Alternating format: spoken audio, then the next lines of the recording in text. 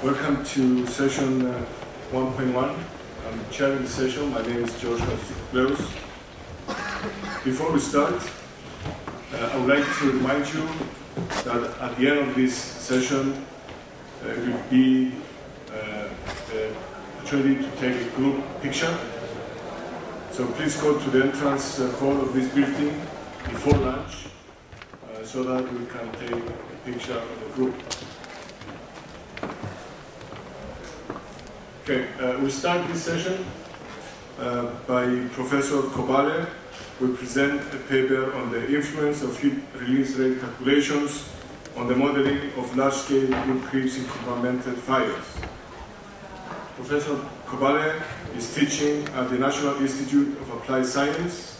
He is a coordinator of the teaching modules on engineering of fire safety and structures at the master's level for the civil engineering department. He manages the French Fire Research Group on behalf of the CNRS Institute.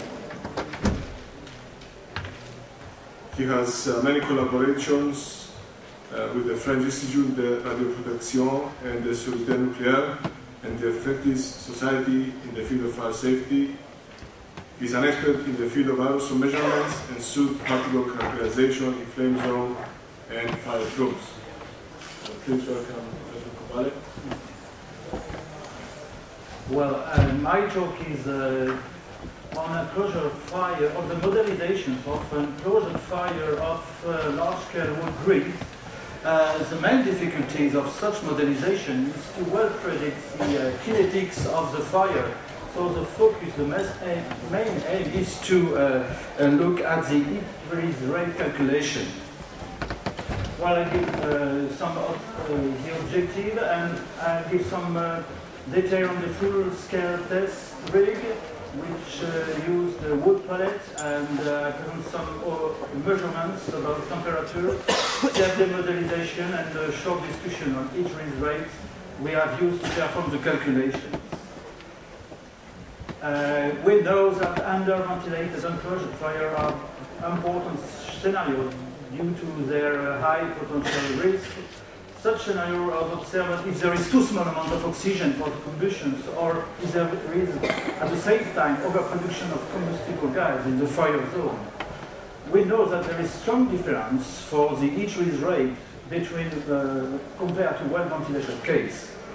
They were in France in 2008 a research program devoted to the comparative study of mean and method of firefighters when they are faced to under-ventilated fires. So we make profits of some observation of some tests to perform the calculations in under-ventilated conditions. We perform the fire groups using two approaches. First, prescribing the burning rate, or let the burning rate to be predicted using a parallelism model. Well, this is an overview of the test rig. Here it is made with the marine container, which typical dimensions are here. This is the fire room where we put a high wood pallet stack, which burn in this room. It is connected to two containers which give a height of 5 meters, which is called in this experiment smoke filling space. And you have to remember that the smoke, the only way for the smokes to exhaust is this small door at the opposite side of the fire room. This is some detail of the fire room. This is, we use two stacks, a main stack, primary source of about 260 kilograms, which was ignited at the beginning of the fire, and a secondary source with only 60 kilograms, which was not ignited, which was used as a target. This stack was put on load cell to monitor the mass loss rate in order to have an estimation of the heat release rate. At the same time, we observe oxygen and temperature at the smoke plume at the exit door. Here, I briefly summarize the fire groups and the smoke propagations before 600 seconds after ignition. After the ignitions, the fire is growing through the pallet stack, and there is some smoke emission which remain in the smoke filling room. And after that, there is very strong smoke emissions which give a high smoke layer in the smoke filling room, leaving only a small edge just above ground for the oxygens to come to the fire room and to ventilate the fire. This is the reason that we obtain under-ventilated fires. Very important, in this experiment, we never observe external flames at the exit door. That means that all the products were burned inside the test ray.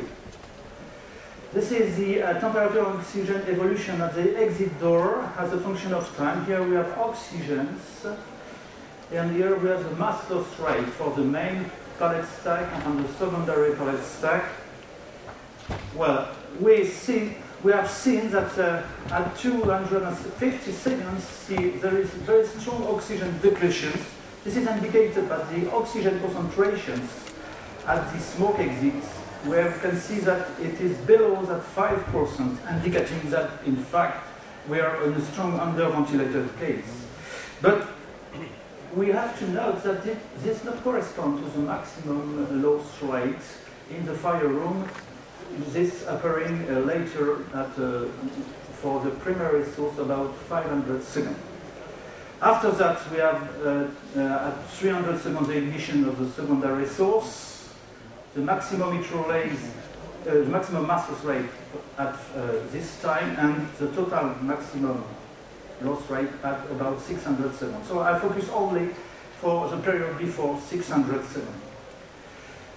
We have the possibility to measure the temperature inside the smoke filling room. This was done on 5 thermocouple trees here, and on each thermocouple trees we have 9 levels of measurements. Here this is the results.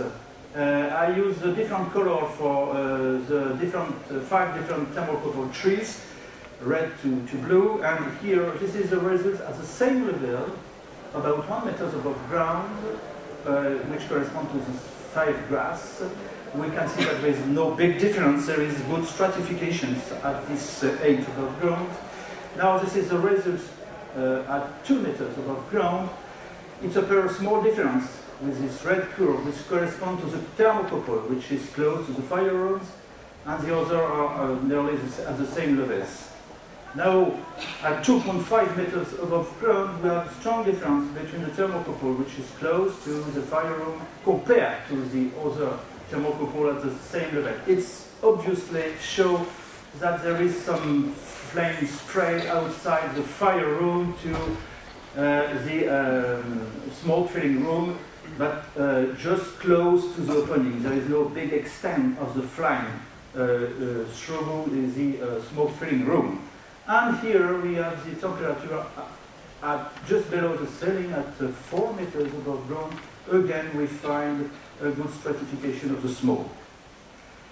Well, we perform calculations with the FDS, FDS4. At the time we proposed this speech, we use only FDS4. Now we use FDS5, but at present result only for FDS4. We use uniform mesh size 5 centimeters in the fire rooms and 10 centimeters in the other part.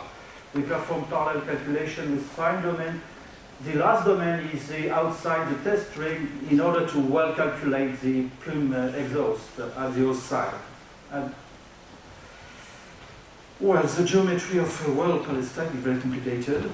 With 5 centimeters size, it is not possible to resolve the geometry of the stack, so we have to decide a choice. We have to choose a simplified geometry. We decide to use a reduced block with nearly half the true surface. Wood has these elemental compositions with a net heat of combustion equal to 40 megajoules per kilogram.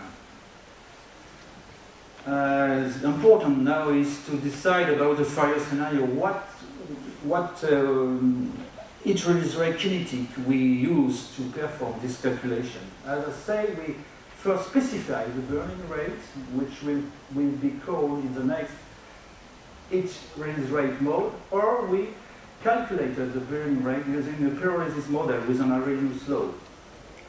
For the first mode, we scrutinize two options. The more or less